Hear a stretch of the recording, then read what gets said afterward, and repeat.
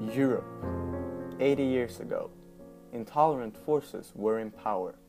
Fortunately, they did not succeed. But now, many years later, the intolerance is back. Gaat door. Het nivelleren gaat door.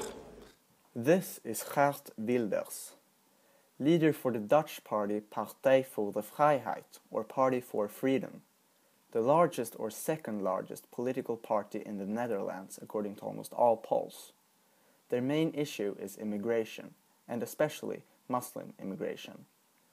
Here are some things they propose in their party platform. A ban on immigration from all Muslim countries. No more mosques are to be built. No mosques in urban areas. A ban on minarets.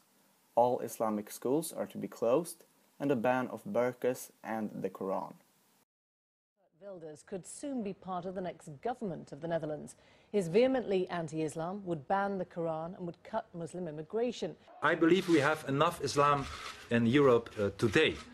I believe Islam is a violent and dangerous religion and even a retarded culture. The first thing I would do is stop the immigration from Muslim countries. I believe that we have enough Islam in our society. The disapproval of Islam is not something Geert Wilders and his party are alone thinking. Here's a clip from an advert the Danish People's Party sent before the 2007 Danish election, in which they became the third largest party in the parliament with 25 seats. Tryghed er ingen selvfølge.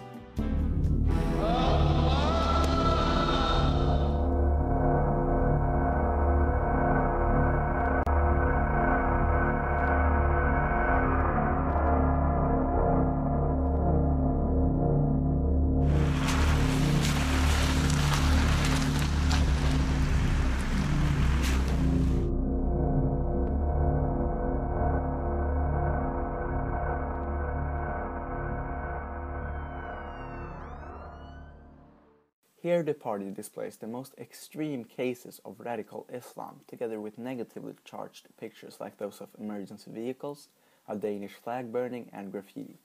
Do you remember what I said earlier? With this they managed to win 25 seats in the Danish parliament.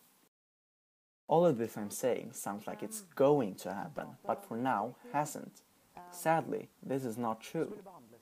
This is Siv Jensen, the leader for the Norwegian party Fremskrittspartiet, one of the governing parties in Norway. This party, like all of the other parties I've spoken about, opposes themselves very strongly towards immigration. For you to know what kind of party this actually is, this was the party of which this man, Anders Behring Breivik, the perpetrator of the 2011 Norwegian terror attacks, was a member. The party of which a man who only 3 years ago executed a terror attack to protect Europe from Islam was a member, is now one of the governing parties in Norway.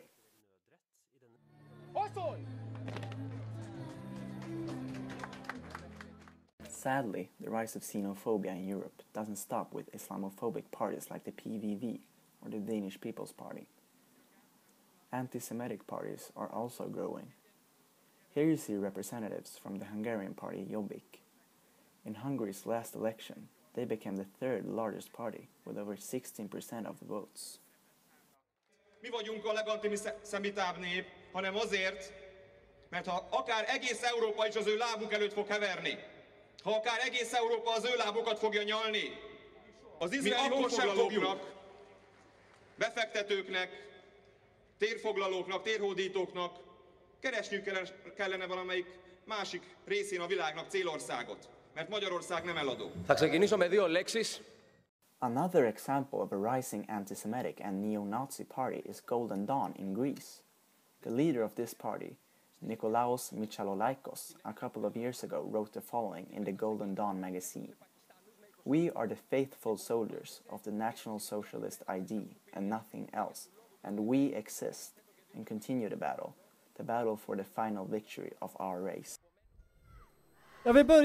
In Sweden, the party of the Swedes from in the last election only have gotten about 600 votes, aims in this year's election to get over 10,000.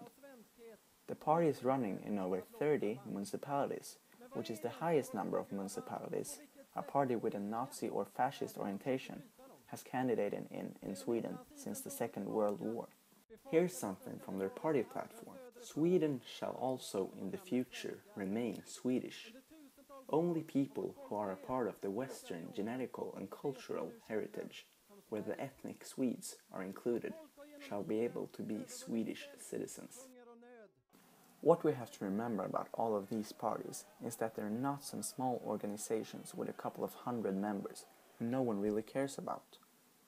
All of them are recognized political parties in their respective countries, and they're all growing quickly.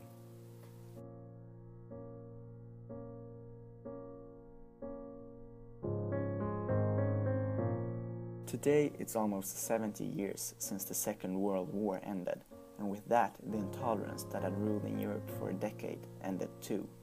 70 years is a long time, but we must never forget what intolerance, xenophobia and racism leads to.